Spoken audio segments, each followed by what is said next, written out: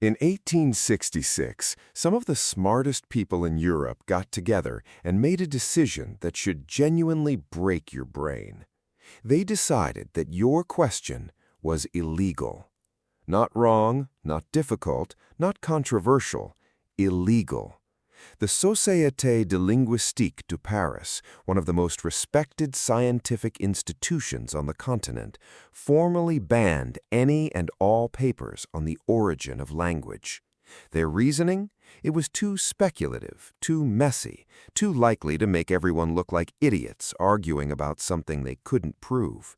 So they drew a line in the sand and said, "We are not doing this. Not here, not in this building, not ever." And here's the truly wild part. That ban more or less stood for decades. For most of modern linguistics' early history, the question of how humans invented language was treated like a conspiracy theory. You could lose your academic reputation just for asking it too loudly in the wrong room. Think about that for a second.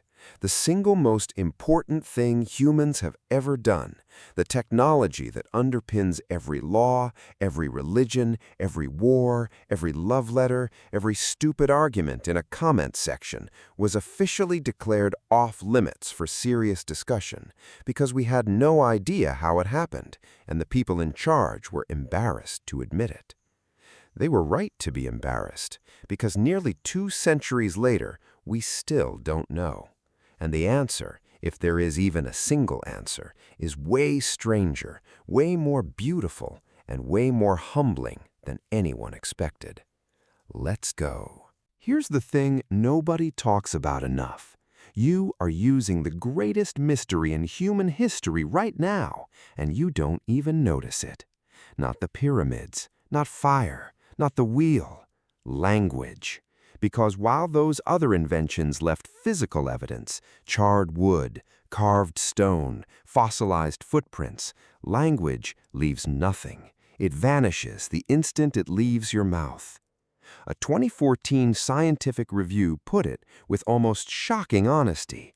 Despite decades of research from fossils, genetics, animal studies, and computer modeling, the field's most fundamental questions remain, in the author's own words, as unresolved as ever. That is rare. Scientists do not like saying we don't know. They will construct elaborate theories about dark matter, about quantum foam, about what happened in the first 3 minutes after the Big Bang, all from scraps of data. But ask them how your ancestors went from grunting at predators to writing Shakespeare, and they will look at their shoes and mutter something about insufficient evidence. And the reason is simple. Language is one of the only major human inventions that leaves literally no fossil record. You can't carbon date a sentence. You can't dig up a verb. You can study the brain regions that handle language today, but those regions don't fossilize. The soft tissue is gone, the sounds are gone, the first word ever spoken dissolved into air 300,000 years ago, and we have absolutely no way to get it back. So, everything we think we know is inference. It's educated guesswork dressed up in academic language. And the guesses are spectacular. Let's start with Charles Darwin. Because Darwin, being Darwin, couldn't resist having an opinion on literally everything, including this. And his theory wasn't about words at all. It was about singing. Long before anyone was arguing about gestures or tools or brain size, Darwin proposed what's now nicknamed the la-la theory. His idea was that human speech didn't evolve from practical communication. It evolved from musical, song-like vocal calls originally used in courtship and emotional expression. We sang before we spoke. We serenaded before we sentenced. Language, in this view, is basically a love song that got out of hand. Let that sink in for a moment. The grammar you're using to understand this video, the syntax, the subordinate clauses, all of it might be descended from an ancient mating call. Your ability to explain tax returns might trace back to some hominin trying to sound sexy near a watering hole. And honestly, it's not the worst theory. Music and language share brain circuitry. They both involve rhythm, pitch variation, and pattern recognition. Infants respond to melodic speech before they understand words, and every human culture on Earth has both music and language, often deeply intertwined. So Darwin's idea isn't as silly as it sounds. But here's the problem. It explains the sound of language. It doesn't explain the structure. It doesn't explain how we went from "ooh, nice" to "if the weather holds, we should move the herd to the Eastern Valley by midday." That's a leap that singing alone can't bridge. Which brings us to the next theory, and this one involves babies, danger, and the absolutely brutal logic of human evolution. Anthropologist Dean Falk looked at the human body and noticed something that doesn't make sense. We walk upright. That seems simple. But upright walking narrowed the birth canal, which meant babies had to be born earlier and more helpless than any other primate. A chimpanzee infant can cling to its mother immediately. A human infant is a lump. It can't hold its own head up. It can't regulate its own temperature. It is, as we established in a previous video, a biological disaster waiting to happen. So, here's the problem. If you're an ancient mother who needs both hands free to gather food, and your baby can't cling to you, what do?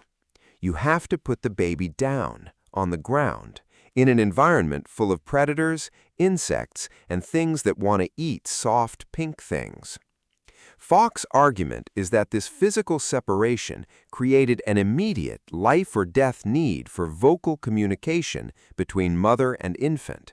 Not complex language, just soothing, sing-song vocalizations, what we now call motherese, designed to calm the baby, maintain contact, and reassure both parties that everything was fine, even when they couldn't see each other. And from those simple vocal exchanges, Falk argues, the evolutionary seed of language was planted. This is fascinating because it flips the usual narrative. We like to think language evolved so adult men could coordinate hunts, tool-making, big game strategy. Falk says, nope, it started because mothers needed to talk to their babies. The most sophisticated communication system on Earth might owe its existence to the most vulnerable, least glamorous scenario imaginable. But here's where it gets complicated. Because even if motherese gave us the sound, it still doesn't explain how we got the grammar. And that's where some linguists think they've found the actual secret, and it's not what you'd expect. In 2002, 3 researchers, Mark Hauser, Noam Chomsky, and Tecumseh Fitch, published a paper that annoyed basically everyone. Their argument was elegant, simple, and slightly infuriating. They proposed that the single core feature separating human language from every animal communication system isn't vocabulary size, it isn't intelligence, it isn't social complexity, it's recursion. The ability to embed phrases inside other phrases without limit. The dog that chased the cat that caught the mouse that ate the grain that grew in the field that you can keep going forever. No animal communication system does this, not even close. Bees do location dances, monkeys have alarm calls, dolphins have signature whistles, but none of them can nest ideas inside other ideas indefinitely. According to this hypothesis, recursion isn't just a feature of language, it is language. Everything else, vocabulary, pitch, gesture, is window dressing. The evolutionary leap was the moment a human brain could take one thought, stuff it inside another thought, and build an infinite tower of meaning from finite parts. And if that's true, then the question, how did humans invent language, becomes, how did humans invent recursion, which is somehow even harder to answer. Because recursion doesn't leave fossils either. You can't dig up a skull and say, ah, yes, this one had the recursion module. But here's the twist that makes this theory genuinely unsettling. If recursion is the core of language, then language isn't really about communication at all. It's about thought. It's about the internal structure of your own mind. The fact that you can understand this sentence, that you can hold the beginning of it in your working memory while I add more layers at the end, is proof that your brain is running software no other animal has. And we have no idea when that software was installed. Okay, so we've established that we don't know how language started 300,000 years ago, but what if I told you that we watched it happen in real time, and not in a cave, in a schoolyard in the 1970s? In 1977, Nicaragua opened its first schools for deaf children. The approach was, let's call it, optimistic. The students weren't taught sign language, they were taught lip reading and spoken Spanish. It went about as well as you'd expect. These kids couldn't hear, they couldn't read lips effectively, and they certainly couldn't speak Spanish in any meaningful way. But here's what the teachers didn't control: the bus rides, the playgrounds, the hallways between classes. Outside the formal curriculum, the children began inventing shared gestures with each other. Simple pantomime at first, pointing, mimicking actions. But within a few years, those gestures had crystallized into something no one had given them: Nicaraguan Sign Language, a fully grammatical language with rules, structure, and syntax. Linguists got to observe it developing almost from its birth, an almost unheard of research opportunity. And here's the part that should genuinely unsettle you. The children who were the actual grammar builders weren't the original creators. They were the younger kids who came after them. Researcher Judy Shepard Kegel found something counterintuitive. The younger the children, the more fluent and grammatically sophisticated their signing was.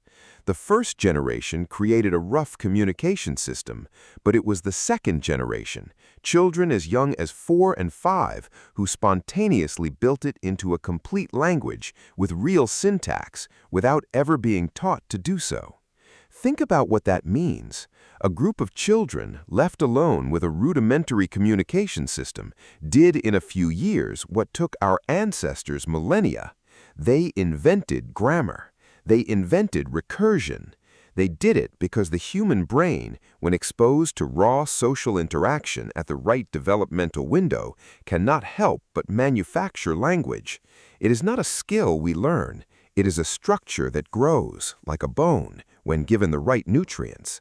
But, and this is important, before you fall too in love with the clean version of this story, we need to talk about the complication, because the popular version of Nicaraguan Sign Language is almost too perfect, a language created entirely from nothing in a vacuum by the pure genius of childhood. Actually, it is. It's exactly as perfect as it sounds, but it's also slightly more complicated. Several of those children had been exposed to elements of Spanish and other sign languages through their deaf educators. They weren't in a total vacuum. This doesn't erase the discovery. Nicaraguan Sign Language is still a genuine linguistic miracle, but it complicates the clean origin story that most content repeats uncritically. It's a good real-world example of how even scientific mysteries get oversimplified for a good headline. And here's where it gets even stranger, because Nicaragua wasn't the only place this happened. A completely independent language experiment happened in a small Bedouin village with an unusually high rate of congenital deafness, and it reached the same conclusion. Over the last 70 years, an entirely separate sign language, El Said Bedouin Sign Language, emerged spontaneously in this isolated community. It developed systematic grammar within a single generation. No contact with Nicaraguan Sign Language, no contact with any other sign system, just deaf individuals in a tight-knit social group doing what human brains apparently cannot stop themselves from doing: building language from the raw materials of gesture and necessity. Two isolated populations, opposite sides of the world, different cultures, different environments, same result. Given the right social conditions, the human brain doesn't just adopt language, it manufactures it. It is a language-building machine that runs on autopilot when the conditions are right. That is either beautiful or deeply, deeply strange, possibly both, probably both, because it suggests something that should change how you think about yourself. Language isn't a tool we picked up, it's an organ that grew. And like any organ, it functions whether you understand it or not. So here's where the tidy narrative starts to unravel. Because after all of this, the singing, the babies, the recursion, the Nicaraguan schoolyard, the Bedouin village, we still don't have an answer to the original question. We don't know how humans invented language. We don't know when. We don't know if it happened once in one population and spread, or if it emerged gradually across multiple groups. We don't know if it started with gestures or sounds, or motherese or recursion, or some combination we haven't thought of yet. And the 2014 review I mentioned earlier, the one that admitted everything is unresolved, it wasn't being modest, it was being honest. The evidence from animal studies, fossils, genetics, and computer modeling is so limited that the field's most fundamental questions are genuinely up for grabs. We are, as one researcher put it, mostly guessing. And maybe the Paris Linguistic Society was right to ban the topic, not because it's unimportant, but because we were asking it wrong. We wanted a story, a moment, a caveman pointing at a rock and suddenly saying, "rock," and then everyone cheering. But language didn't happen like that. It wasn't invented. It emerged. It grew. It was the slow accumulation of 100,000 tiny adaptations, social, biological, neurological, environmental, until one day a hominin opened their mouth and said something that wasn't just a reaction to the world, but a representation of it. And here's another thing that complicates the story. Every human language ever documented, no matter how small the society, no matter how primitive it looks from the outside, is equally grammatically complex. There is no such thing as a linguistically simple human language. Small hunter-gatherer societies produce languages with grammatical systems just as intricate as those of major world languages. This directly undercuts the lingering, unspoken assumption in a lot of how language evolved content that technologically simpler societies must have had simpler communication. They didn't. A language spoken by 200 people in the Amazon has recursive syntax, embedded clauses, and grammatical subtleties that would make a Latin professor weep. Complexity isn't a recent invention, it's the baseline. So if all languages are equally complex and all human brains are equally capable of generating grammar from raw social input, then the question isn't how did we invent language? The question is how could we have avoided it? Given the human brain, given social living, given the need to coordinate and plan and deceive and comfort, was language ever not going to happen? But there's a deeper question here that we haven't touched, and it's the one that keeps me up at night. What is language, actually? Not the sounds, not the grammar books, not the dictionary definitions. What is it at the level of your own experience? Right now, as you listen to this, your brain is doing something that should be impossible. It is taking vibrating air molecules, pressure waves hitting your eardrum, and translating them into meaning. Not just meaning, into nested, recursive, infinitely expandable meaning. I can say, the person who wrote the book that inspired the movie that changed the mind of the critic who, and you can follow it. You can hold the structure in your mind while I add more layers. You can predict where I'm going. You can notice if I make a grammatical error. You can do all of this in real time without trying, while also breathing and regulating your heartbeat and remembering that you need to buy milk later. That is not communication. That is architecture. Your mind is a cathedral built from language, and you are living inside it. You don't see the walls because you are the walls. Every thought you have is shaped by the grammatical categories your language provides. Every memory is narrated. Every plan is a sentence you tell yourself. You do not have experiences. You have stories about experiences. And that raises a genuinely unsettling possibility. Did humans invent language so we could describe the world? Or did language invent humans so the world could be described? Because without recursion, without the ability to embed yesterday inside I think, inside she said, there is no complex planning, there is no law, there is no guilt, because guilt requires embedding a counterfactual. I did this, but I could have done that. Without language, are we even the same species? You are doing this right now. Every word of this video is landing in your brain and immediately being unpacked into a nested structure of meaning. You are not just hearing sounds, you are reconstructing my thoughts inside your own skull, across time, across space. I recorded this hours or days ago in a room you've never seen, and yet here you are, carrying my ideas inside your mind as if they were your own. That is not technology. That is sorcery. And we do it so casually that we forget to be amazed by it. Your ancestors, those early hominins who maybe sang before they spoke, who soothed their babies with melody, who sat around fires and slowly, over thousands of generations, built the first sentences, could not have imagined you. They could not have imagined a world where one human could speak to millions of others through a screen. But they gave you the tool that makes it possible. Not fire, not the wheel, not agriculture.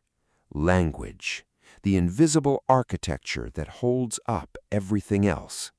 And we still don't know how they did it. We may never know. But every time you open your mouth, every time you type a comment, every time you lie awake at night having a conversation with someone who isn't there, you are continuing the experiment they started. You are proof that it worked. So here's what I want to know. If you could go back to that first moment, that first hominin who made a sound that wasn't just a reaction, but a representation, who said something that meant something, what do you think they said? Was it a warning? A name? A joke? Or was it something so simple, so obvious that we've been overthinking it for 200 years?